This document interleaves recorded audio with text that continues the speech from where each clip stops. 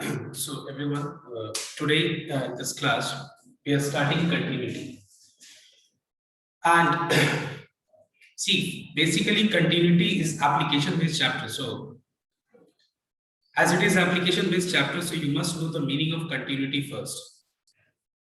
Like in class 11 also, when I explained you limits, I told you that in class 12, if you remember, in class 12 we will understand the meaning of limits in class 12, not right now.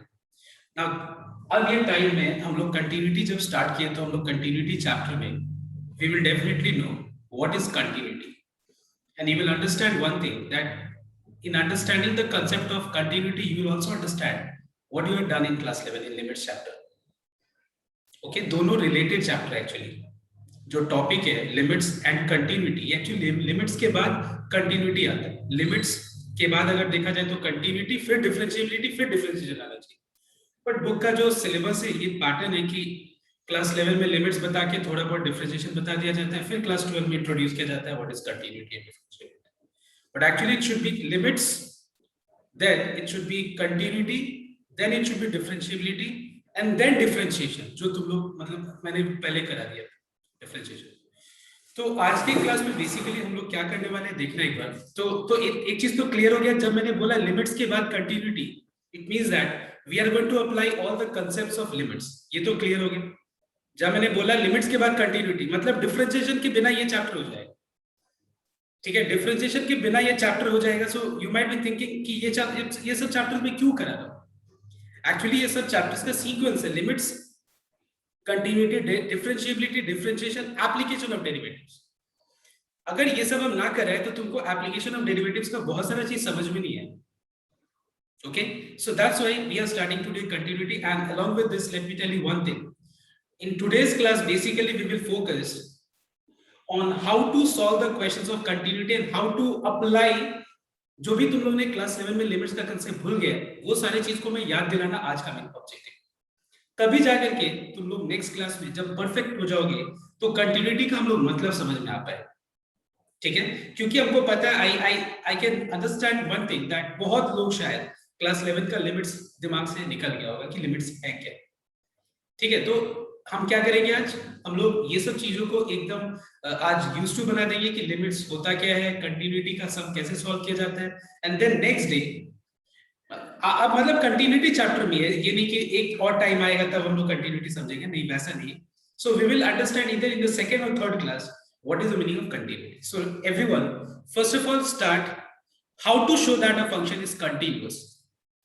वैसे एक line में बता दें कि continuous नाम से पता चल रहा है कि देखो कंटिन्यूअस मतलब जो कहीं बीच में गैप वर्क ना हो. मतलब कहीं जैसे कि मान लो किसी ने अपना एकेडमिक्स कंटिन्यूअस मतलब कंटिन्यूअस अपना एकेडमिक्स को अचीव किया, मतलब जो भी तुम्हारा क्वालिफिकेशन है एकेडमिक्स क्वालिफिकेशन अचीव किया, मतलब कंटिन्यूअस है मतलब क्या, कहीं भी उसका ब्रेक नहीं हुआ, मतलब कोई क्लासेस में भी उसने ब्रेक नहीं लिया फॉर एनी रीजन. समझ में आया बात, मतलब वो आराम से 1 के बाद 2 नेक्स्ट ईयर, 2 के बाद 3 नेक्स्ट ईयर, 3 के बाद 4, 10, 12 ऐसे करके वो सारे अपने जो भी एकेडमिक क्वालिफिकेशन से उसने अचीव किया without any restrictions, any restrictions. तो ये कंटिन्यूअस हो गया. वैसे ही अगर हम फंक्शन का कंटिन्यूअस का बात करें, मतलब जब उसको हम ग्राफ पे प्लॉट करेंगे ना, ग्राफ पे ग्राफिकली जब हम उसको प्लॉट करेंगे तो कैसा होगा पता है. मैंने पेन को बोर्ड पे रखकर बना दिया कंटिन्यूअस, कहीं नहीं रुका, देखो स्टार्टिंग से एंड तक कहीं बीच में नहीं रुका. सो इसको क्या बोलते हैं, कंटिन्यूअस. मतलब कहीं भी बीच में गैप नहीं, गैप हो गया मतलब डिसकंटिन्यूअस. सीधा सा बात, कंटिन्यूअस मतलब पूरा स्मूथ कर्व, कहीं भी बीच में गैप नहीं होगा. और डिसकंटिन्यूअस मतलब बहुत सारे गैप्स, एक हो सकता है, 2 हो सकता है, 3 हो सकता है. ठीक है, मतलब उसके लिए हम लोग को बीच में गैप मिलेगा, मतलब वो डिसकंटिन्यूअस होगा. So let us understand how to show that a function is continuous at a point. अगर देखा जाए तो कंटिन्यूअस मतलब, कंटिन्यूअस वर्ड का मतलब क्या होता है, एक पॉइंट से दूसरे पॉइंट तक एक फंक्शन कंटिन्यूअस है, ये एक्चुअली होना चाहिए. बट हम लोग क्या करेंगे अभी इनिशियली, हम लोग चेक करेंगे कि पॉइंट पे कंटिन्यूअस कैसे होता है. ठीक है, अगर जब तक हमको पता नहीं चलेगा कि एक पॉइंट पे कंटिन्यूअस कैसे होता है तब तक हम लोग को ये कंटिन्यूअस का मतलब समझ में नहीं आएगा. तो मेरा पहला ऑब्जेक्टिव है to explain you all how to show that a function is continuous at the given point, at a given point in the particular question. तो पहले हमारा ये ऑब्जेक्टिव होगा. तो एक काम कर, फॉर्मूला सबको लिखो।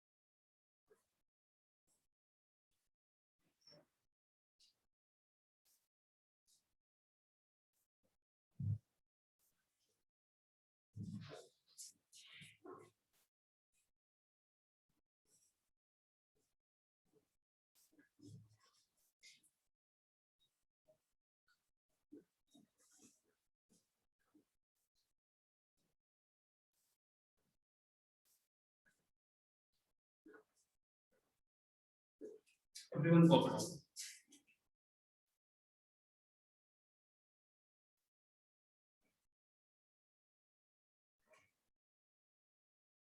See, so we can say that a particular function fx is continuous at a point, is continuous at the given point. देखो, एक फंक्शन को कंटीन्यूअस होने के लिए एक पॉइंट पे उसका लेफ्ट हैंड लिमिट, LHL का मतलब क्या होता है? LHL stands for left hand limit. उसका लेफ्ट हैंड लिमिट का वैल्यू ये प्रोसेस से निकालना होगा। ये प्रोसेस है क्या? That definitely we will discuss, don't worry.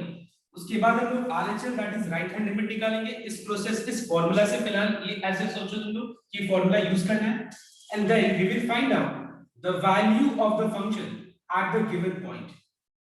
इस पॉइंट पे हम लोग फंक्शन का वैल्यू निकालेंगे। अगर ये दोनों LHL, RHL और f of a तीनों अगर इक्वल होता है, मतलब वो फंक्शन कंटीन्यूअस है। ठीक है, तो एक बार ध्यान से नोट करना है इसका। तुम लोग अपने कॉपी में फॉर्मूला के लिए रेफर करना, मैं इसको इरेज कर देता हूं। ठीक है, and we will take one question where we will see how to check whether a function is continuous at a point or not. So let us take one question. Let's say f of x equals to 3x square minus 2 and you have a point x equals to 1 और question में ऐसा लिखा हुआ है show that the function is continuous at x equals to 1। ठीक है, question क्या है? show that the function is continuous at x equals to 1। तो क्या करना है? सबसे पहला चीज हम लोग को लेफ्ट हैंड लिमिट निकालना है। मैं चाहता हूं सब को पहले कॉपी ना करो और फॉर्मूला को यहां से एक बार देखो कि फॉर्मूला को कैसे यूज कर रहा हूं। देखो ध्यान देना, तो हम लोग इसमें करेक्ट क्या है? LHL में फॉर्मूला है x tends to a minus, यहां पे a 1 है तो ये हो जाएगा 1 माइनस। उसके बाद हम नेक्स्ट स्टेप में x के जगह पे हम लोग सब्स्टिट्यूट करने वाले a माइनस h, मतलब 1 माइनस h। चेक करो एक बार अपने कॉपी में, देखो नेक्स्ट स्टेप में x equals to a minus h। उसके बाद फिर वापस से लिमिट में हम लोग आ रहे सब्स्टिट्यूशन के बाद क्या ये जो है हर एक सम में h टेंड्स टू 0 बन जाएगा। देखो वहां पे लिखा हुआ है क्वेश्चन फॉर्मूला में, और उसके बाद जहां पे x है वहां पे हम लोग a माइनस h, मतलब यहाँ पे a 1 है तो x की जगह पे 1 माइनस h रिप्लेस कर देंगे। नेक्स्ट पार्ट इज कि अगर f of x 3x square minus 2 है, so what will be f of 1 minus h? अगर f of x 3x square minus 2 है, f of 1 minus h क्या होगा? यस, तो सिंपल सा रूल हम लोग फॉलो करेंगे। f is the name of function, x is the dependent variable, f is the name of function, x is dependent variable, so what is the value of dependent variable here? मतलब x क्या है यहाँ पे? 1 minus h। तो फिर हम expression का value भी कैसे निकालेंगे? जहां पे x है उस x के जगह पे 1 minus h रिप्लेस कर दो। तो अगर हम x के जगह पे 1 minus h रिप्लेस कर दें तो ये हो जाएगा 3 times 1 minus h का whole square minus 2। Is this clear everyone? I think it is clear to everyone कि अगर मान लो f of x इतना है तो फिर f of 1 minus h क्या होगा? मैं इसका आंसर पूछ रहा हूं, जैसे इसका ये रिजल्ट है, इस फंक्शन का ये एक्सप्रेशन है। वैसे मैं पूछ रहा हूँ कि f of 1 minus h क्या होगा अगर f of x ये तो x के जगह पे सिंपली 1 minus h रिप्लेस कर। इस सम के बाद हम लोग इसको सॉल्व करेंगे जैसे एक लिमिट्स का सम को सॉल्व करते हैं। तो ध्यान देना एक बार, जहां जहां जो जो लिमिट्स का कंसेप्ट रिक्वायर्ड होगा वो डेफिनेटली हम उसको रिवाइज कराएंगे, उसको जरूर कॉपी करना साथ में वो सम के साथ, so that after the class gets over you can at least revise. We cannot go through all the questions of limits, but at least हम लोग जितना जरूरत है उतना हम लोग करेंगे तो रिकॉल हो जाएगा सब चीज। तो ध्यान देना एक बार, सबसे पहला चीज तुमको याद होगा क्लास 11 में तुम लोगों ने पढ़ा था indeterminate form. You remember this part, indeterminate form. ये इनडिटरमिनेट फॉर्म क्या था? ये था 0 by 0। Do you remember 0 by 0 एक हम लोग ने फॉर्म पढ़ा था जिसको इनडिटरमिनेट फॉर्म बोलते हैं। इस फॉर्म में जब भी लिमिट्स का क्वेश्चन हम लोग हमेशा उसको सॉल्व करते हैं। याद है कितने मेथड से सॉल्व करते थे हम लोग क्लास 11 में? Do you remember that? एक लिमिट्स का सम में अगर 0 by 0 फॉर्म आ जाए जिसको इनडिटरमिनेट फॉर्म बोलते हैं, तब वहां पे हम लोग उसको सॉल्व करना पड़ता था। क्या मेथड्स था बताओ तो उसका नाम? Anyone? Factorization, rationalization. Exactly, we used to factorize or used to rationalize or used to substitute or we used to apply formula method. You remember that? And एक और हम लोगों ने मेथड देखा था क्लास 11 में, एंड वो था एल हॉस्पिटल्स। जो भी पढ़ो रीड करो। एक छोटा सा एक्सरसाइज था, वो शायद कैंसिल कर दिया गया था, लेकिन अभी तुम लोग क्लास 12 में देखेगा उस लिमिट चैप्टर, जो लिमिट चैप्टर है क्लास 12 में, वो एल हॉस्पिटल्स मतलब एलएच रूल पे ही बेस्ड हमारा पूरा चैप्टर, और बहुत आसान है। ठीक है, तो बहुत सारा मेथड्स होता है लिमिट्स को सॉल्व करने का, लेकिन सॉल्व तभी करते हैं हम लोग जब वो 0 by 0 फॉर्म में होता है, तो अदरवाइज वी नेवर सॉल्व। तो देखना एक बार, जैसे मान लो फॉर एग्जांपल ये x टेंड्स टू 1 और क्वेश्चन है यहाँ पे x + 1 by x + 2। तो सबसे पहले हमारा ऑब्जेक्टिव होगा x की जगह पे 1 लगा के चेक करना कि क्या वो 0 by 0 फॉर्म में आ रहा है। सो देखो एक बार 1 लगा के 1 + 1 2, 1 + 2 3, क्या 0 by 0 फॉर्म आ रहा है? नहीं। अगर नहीं आ रहा है तो हम लोग सिंपली वैल्यू पुट कर देंगे और ये हमारा आंसर होगा। सॉल्व कर करते हैं हम लोग। Let's take second example. Suppose we have x tends to 1 and the question is x² - 1 by x - 1। Suppose ये क्वेश्चन, ठीक है। अगर मैं यहाँ पे x की जगह पे 1 लगा दूं तो 1 का स्क्वायर माइनस 1 क्या होगा? 0। 1 - 1 क्या हो गया? 0। तो देख रहे हैं हम लोग कि यहाँ 0 by 0 फॉर्म में आ रहा है, तो यहाँ पे हम डायरेक्ट x की जगह 1 लगा नहीं सकते। डोंट थिंक दैट 0 by 0 का आंसर होता है 0। नो, 0 by 0 का आंसर 0 कभी नहीं होता है। हम बोल सकते हैं कि 1 by 0 अनडिफाइंड होता है, ठीक है, वो डिफाइंड ही नहीं है, डिफाइंड ही नहीं है, उसका मतलब कोई हम वैल्यू नहीं निकाल सकते। हम बोल सकते हैं कि चलो 0 by 2 0 हो गया, लेकिन 0 by 0 क्या हो गया इसका? अब हम इसका बोलेंगे इसका वैल्यू क्या है? सर जैसे आपने बोला 2 by 0 अनडिफाइंड हो गया, आपने बोला ना कि चलो ये मैथमेटिकली डिफाइंड नहीं है, आपने बोला कि 0 by 2 0 हो गया, लेकिन 0 by 0 को आप क्या बोलेंगे? तो मैं ये बोलूंगा कि ये फॉर्म है, इसका वैल्यू नहीं हो सकता। एक फॉर्म का मतलब वो स्टेट है, कोई उस स्टेट को हमको एलिमिनेट करना होगा और उसको किसी और फॉर्म में कन्वर्ट करके उसका वैल्यू निकालना होगा। बात समझ में मैं क्या बोल रहा हूँ? Are you understanding? Like you can not say that sir 0 by 0 का वैल्यू आप बताइए। नहीं, आपने जैसे 2 by 0 का वैल्यू बोला मुझे कि इसका वैल्यू नहीं हो सकता है, ठीक है, वैल्यू नहीं हो सकता है क्योंकि 2 by 0 इज अनडिफाइंड। मैंने बोला ना कि नॉट डिफाइंड, अनडिफाइंड नहीं होगा, इसका वैल्यू नहीं होगा। 0 by 2 का वैल्यू 0 होगा, लेकिन 0 by 0 क्या होगा? तो मैंने तो ना नॉट डिफाइंड बोला, ना मैंने बोला कि इसका कोई वैल्यू हो सकता है, मतलब 2 3 4 या 0 ऐसे कुछ हो नहीं सकता, ऐसे कुछ जवाब ही नहीं दिया मैंने, क्योंकि ये एक फॉर्म है। तो याद रखना देयर इज अ डिफरेंस। तो ये फॉर्म को हम क्या करेंगे? एलिमिनेट करेंगे जब भी इस फॉर्म में आए तो, ठीक है। अब क्वेश्चन ये राइज होता है कि हम लोगों ने x के कौन से वैल्यू पुट किया तो ये 0 by 0 फॉर्म आया, 1 पुट किया, ठीक है। तो 1 पुट किया तो 0 by 0 फॉर्म आया। इसका मतलब अगर हम 1 को लेफ्ट में ले लें, 1 को अगर हम लेफ्ट में ले लें तो ये जो 0 by 0 फॉर्म का जो कारण है, ये कारण क्या है? न्यूमरेटर और डिनोमिनेटर का x - 1, इसके कारण हमारा 0 by 0 फॉर्म आ रहा है। For x tends to 1, for x tends to 1 we are getting 0 by 0 form, नहीं तो नहीं मिलता। समझ में आया मेरा बात? तो हम क्या करेंगे देखो एक बार, जिसके कारण 0 by 0 फॉर्म आ रहा है उसको मुझे एलिमिनेट करना है। कैसे करेंगे? Now here we are going to apply factorization method. Now can you tell me if you factorize x² - 1 what are the factors in the numerator? मतलब दो चीज प्रोडक्ट फॉर्म में आएगा, वो क्या होगा? Is very much clear? x - 1 x + 1। जैसे यहाँ पे x - 1 कैंसिल हो गया तुम देखो जैसे वो कैंसिल हो गया, तुम देखना वो स्टेट भी हट गया, मतलब 0/0 फॉर्म का जो सिचुएशन था वो भी हट गया। अब जैसे तुमने ये सम को सॉल्व किया था नंबर 1 को, वैसे तुम नंबर 2 को भी अब सॉल्व करोगे इस लाइन पे, क्योंकि 0/0 फॉर्म हट गया। तो अब हम यहाँ पे वैल्यू पुट कर देंगे x की जगह पे 1, and what is 1 + 1? 1 + 1 is equal to how much? 2। I hope you are getting, मतलब थोड़ा बहुत याद आ रहा है क्लास 11 का। इस तरह से हम क्या करेंगे, जहां जहां जैसे जैसे जरूरत आएगा हम एक दो सम बता के रिकॉल करा देंगे, बट प्लीज डू कॉपी दो सम्स जो मैं यहाँ पे लिखूंगा। क्लियर है everyone? Let's come to this some.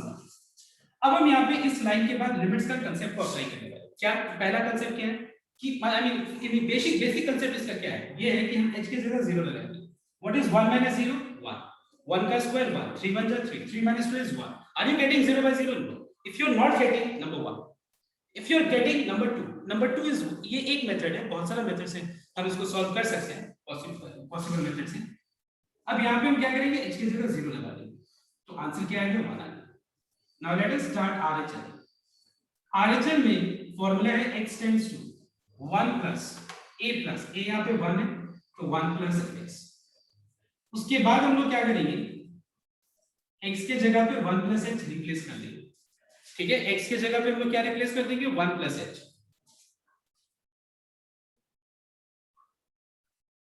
So you'll get limit h tends to 0 f of 1 plus h. Now same way अगर f of x ये है तो f of 1 plus h क्या होगा? तो सिंपली जहां पे तुमको x दिख रहा है, x के जगह पे 1 plus h लगा दो, और फिर उसके बाद सॉल्व करना है इसको लिमिट्स वाले मेथड लगा के। क्या है पहला, h की जगह 0 लगा दो, 0/0 नहीं है तो बस वैल्यू पुट कर दो आंसर।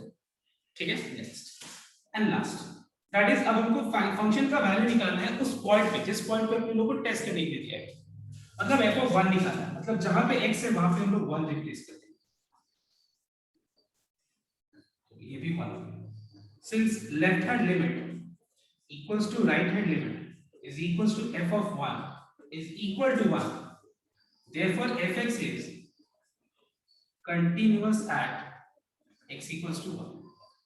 अगर मान लो तीनों इक्वल नहीं होता या कोई भी दो इक्वल नहीं होता तो क्या लिखते हैं हम लोग, fx is discontinuous।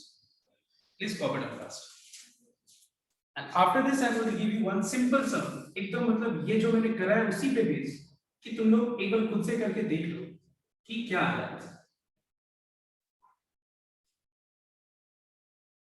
There is a point 2 and this is the function, you have to test the continuity of this function.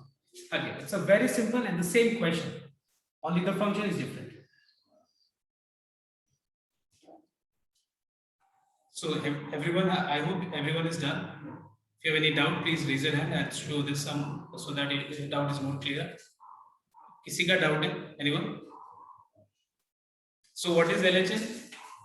We find that LHS is 2. RHL is also 2, and the value of the function at 2 is also 2, right everyone? So as all these three values are equal, as the function is continuous at x equals to 2. Now let us take some other example.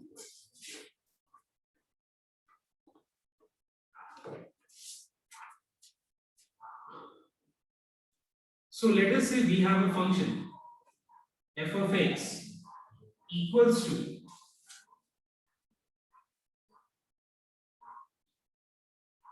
let's say we have x minus 3 if x is greater than equal to 3, 3 minus x if x is less than 3, and you have a point x equals to 3, you have to test whether this function is continuous at x equals to 3 or not. Now everyone note down this particular sum. तो सबसे पहले चीज हम लोग LHS निकालने वाले हैं।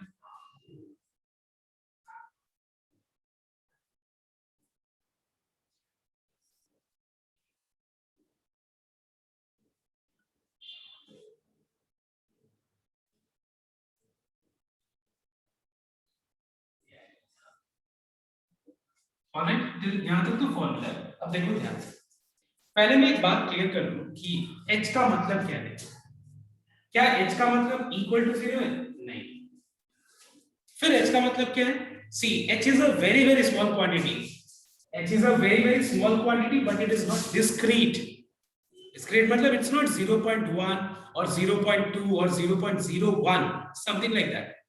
It's a quantity which is tending towards zero but not actually equal to zero. ठीक है? Approximately, obviously, if you say approximately, yes, obviously it is equal to zero. That's why we put h equal to zero, right? हम लोग h equal to zero क्यों put करते हैं? Because approximately उसका value zero के बराबर ही है. But अगर हम देखें actual में उसका अगर value हम देखें तो वो किस क्या है बताओ तो? It is 0.00000000. मतलब हम रुक ही नहीं सकते. मतलब वो हम ये भी नहीं बोल सकते कि 0.00000001 है, ये भी हम नहीं बोल सकते. मतलब वो tending towards zero. Actual zero नहीं है, बट अगर हम उसका देखें कि अगर हमसे कोई बोले कि इसका h का अप्रोक्सीमेट वैल्यू क्या है, तो डेफिनेटली मेरा आंसर क्या होगा? जीरो ही होगा. तभी तो हम लोग क्या करते हैं, अरिथमेटिक में हम जब सॉल्व करते हैं तो हम लोग क्या करते हैं, h की जगह जीरो लगा देते हैं. कि क्या करते हैं, क्या हम h की जगह 0.00001 लगा के चेक करते हैं कि 0/0 फॉर्म आ रहा है या नहीं? हम लोग वही पुट करते हैं, जीरो ही पुट करते हैं और चेक करते हैं इंडिटरमिनेट फॉर्म आ रहा है. Are you understanding my point? So इस पॉइंट को ध्यान रखना. अब देखो मुझे एक बात बताओ. अब मैं यहाँ पे x के जगह पे ऊपर और नीचे दोनों जगह मैंने 3 - h पुट किया x के जगह पे. ठीक है, x के जगह 3 - h पुट किया. Now you will answer me that 3 - h will be greater than 3 or 3 - h will be less than 3. Which condition will satisfy? Yes, which condition out of the two will satisfy? Less than 3. See, I'll tell you, 3 - h is less than 3 will satisfy because h क्या है यहाँ पे 0.0000 जो भी है, अगर हम 3 से उसमें माइनस करेंगे, बहुत नेग्लिजिबल है, आपको पता है h बहुत बहुत छोटा क्वांटिटी है, बट फिर भी हम जीरो तो नहीं ले सकते ना. हम h - 3 अगर हम देखेंगे यहाँ पे तो इसका हम हेल्प लेंगे ना. इसका अगर हम हेल्प लें तो 3 - something will be less than 3, not more than 3. मतलब एक चीज हम ऐसे बोल सकते हैं, और बेटर अगर तरीके से बोले तो कि slightly less than 3. Listen here, it is slightly less than 3 but close to 3. मतलब 3 से सटा हुआ है. देखो सटा हुआ मतलब तुम्हारा नेबर है, पड़ोसी है. समझ में आ रहा है? तुम्हारा जो पड़ोसी जो है वो कौन है? जो तुम्हारे लेफ्ट में और जो तुम्हारे राइट में, मतलब जो आगे पीछे, मतलब I mean just I am talking about your neighbourhood, like जो हम लोग बोलते हैं आसपास कौन है तुम्हारा. तो वैसे ही तो 3 के अगर देखा जाए तो 3 - h मतलब 3 का पड़ोस, मतलब वो 3 का पड़ोसी है. मतलब क्या है? वो लेफ्ट वाला है, मतलब 3 से लेफ्ट वाला पड़ोसी है. अंडरस्टैंडिंग और नॉट? बट वेरी क्लोज, बहुत क्लोज है उससे 3 से. समझ में आ रहा है? So it is slightly less than 3 but close to 3. Alright, so we are finding that second condition is satisfying.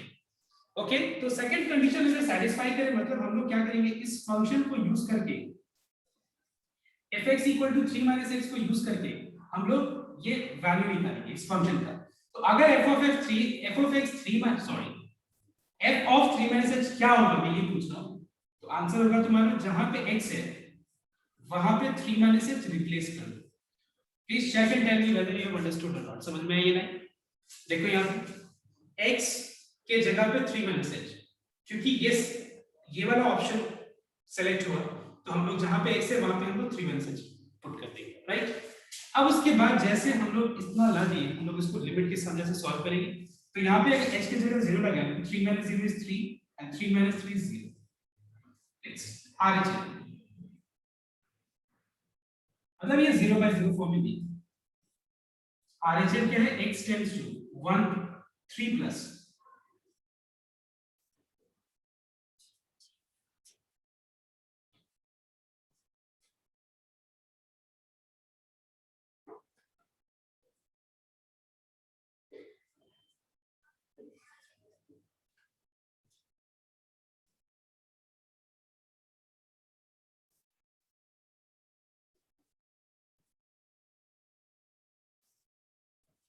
Now, in this case, अब मैं दोनों x के जगह पे 3 plus h रिप्लेस करता हूं.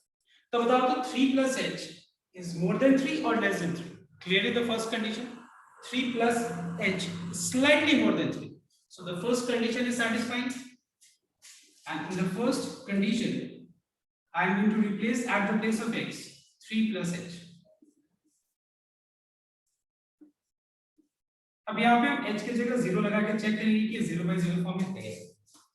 3 plus 0 is 3, 3 minus 3 is 0. नहीं है तो मैंने पुट करता हूं आंसर. एंड लास्ट में हम लोग निकालेंगे f of a. अब हम दोनों x के जगह पे हम 3 लगा देंगे. बताओ तो पहला कंडीशन सैटिस्फाई करे या सेकंड कंडीशन? क्लियरली पहला वाला 3 equals to 3. अब जहां पे x है वहां पे 3 लगा. So since LHL is equal to RHL is equal to f of 3 is equal to 0, therefore fx is continuous at is equals to 3. Copy that first.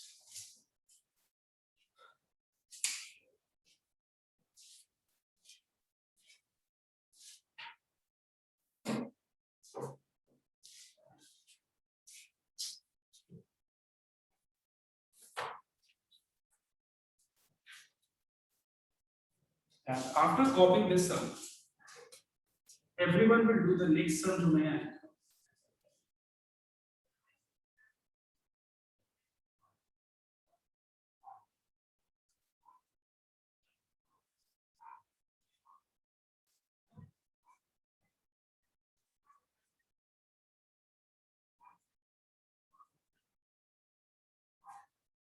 You have to test the continuity of this function at x equals to 3.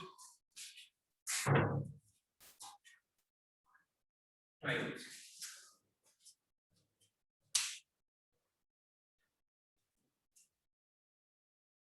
So everyone knows down.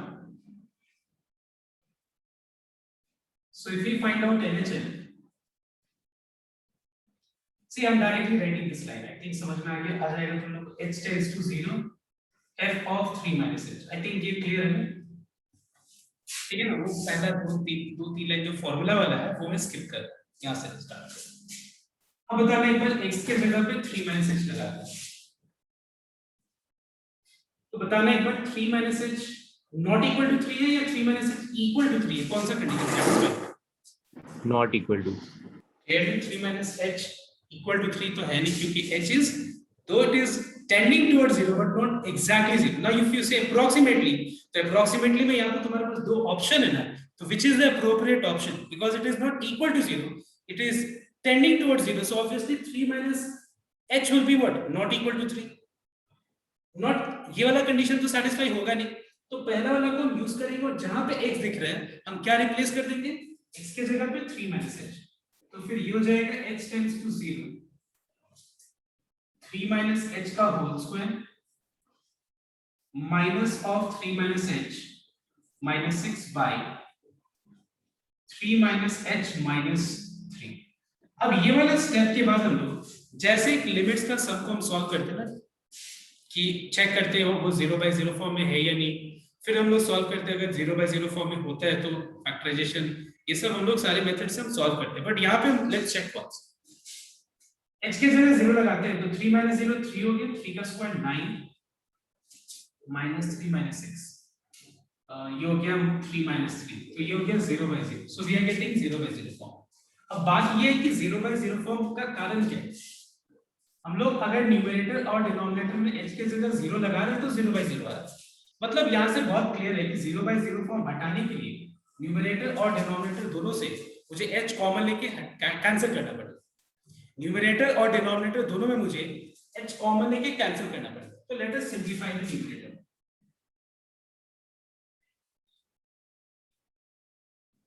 Late us apply a minus b whole square का formula.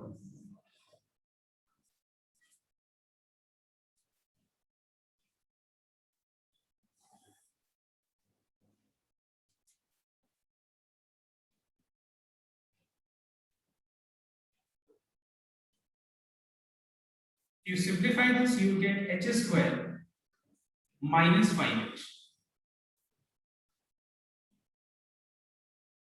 h common ले लेते हैं. h cancel हो गई.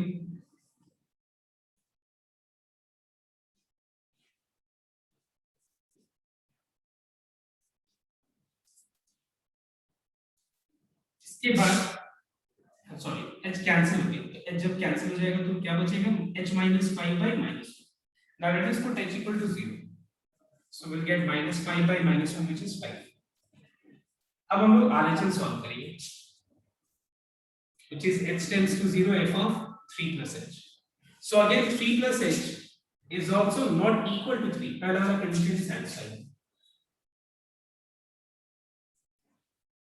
ये हो जाएगा 3 plus h का whole square minus of 3 plus h minus 6 by 3 plus h minus 3. If you put h equal to 0, you get 0 by 0 form check करना।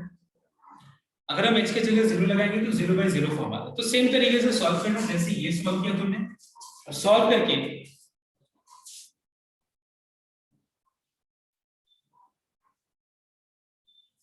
ठीक है, जैसे इसको सॉल्व किया तुमने इसको भी सॉल्व करो तो देखना आंसर आ जाएगा।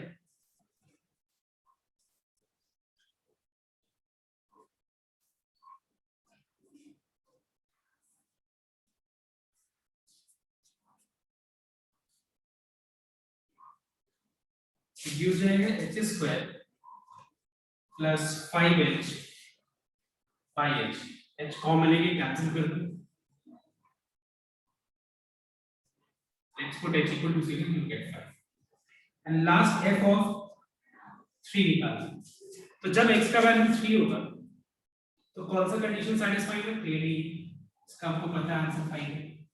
So since LHS is equals to RHS is equal to f of 3 is equal to 5, therefore fx is continuous at x equals to this is the answer। Okay, तो अगर किसी का डाउट है तो वो एक बार कॉपी कर सकते हैं।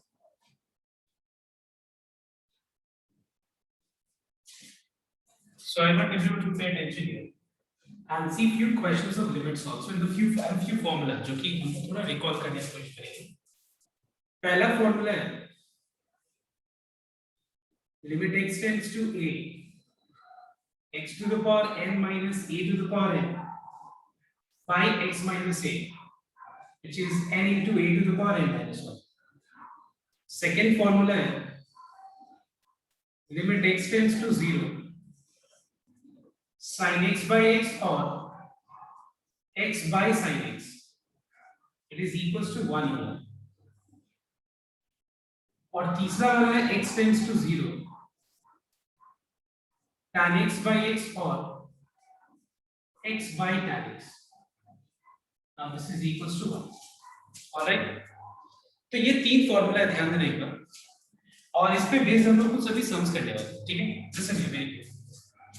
जैसे सबसे पहला sum, let's say for example we have x tends to 0 and we have sin 5x divided by 3x, let's say suppose this is the question, sin 5x divided by by 3x।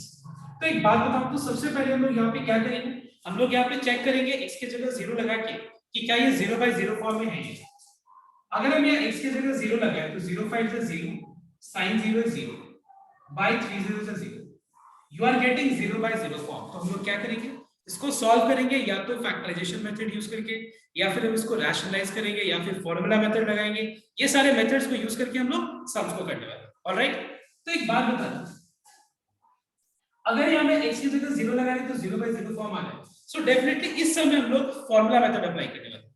Now tell me one thing, ये formula apply करने के लिए तीनों में से obviously ये appropriate formula apply करने के लिए साइन का यहाँ पे जो एंगल है, ये एंगल यहाँ पे डिनोमिनेटर में होना चाहिए। क्या होना चाहिए? साइन का जो एंगल है ये पूरा डिनोमिनेटर में होना चाहिए साइन का। और याद रखना ये जो एंगल है ये टेंड्स टू क्या होना चाहिए? 0 एवरी टाइम। ठीक है, ये एंगल टेंड्स टू क्या होना चाहिए? 0। तो फिर ये आंसर क्या होगा इसका बताओ तो 1। ओके, तो एक बात बताना, अगर मैं इसको इस हिसाब से सॉल्व करूं तो यहाँ पे साइन फंक्शन का एंगल क्या है बताओ तो 5x।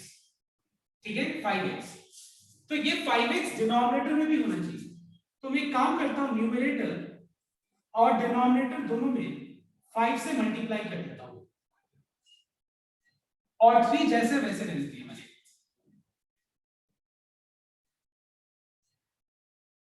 Now 5 by 3 is a constant, इसको बाहर है। There is a property in limits की, अगर मान लो suppose we have x tends to a constant into fx, तो फिर हम उस कांस्टेंट को बाहर रख करके और लिमिट हम फंक्शन पे अप्लाई कर सकते हैं। तो 5 by 3 को बाहर रख देना और ये हो गया sin 5x divided by 5x। अब एक बात बताओ, ये भी हमको ध्यान रखना पड़ेगा कि अगर यहाँ पे sin x by x है तो x टेंड्स टू 0 होना चाहिए। क्या होना चाहिए बताओ तो? x tends to 0। तो एक बात बताना, यहाँ पे 5x है ना, तो यहाँ पे 5x टेंड्स टू 0 होना चाहिए। नाउ क्या मैं x टेंड्स टू 0 को दोनों तरफ 5 मल्टीप्लाई करके क्या मैं इसको 5x tends to 0 लिख सकता हूं? Yes. You find that x tends to 0 is same as 5x tends to 0. Alright. अब अगर हम ध्यान से इस चीज को नोट करें, ये वाले चीज को, ये तो ये फॉर्मूला में आ रहा है, इसका हम आंसर 1 लिख सकते हैं, and the answer is 5/3. Okay, forward and first step.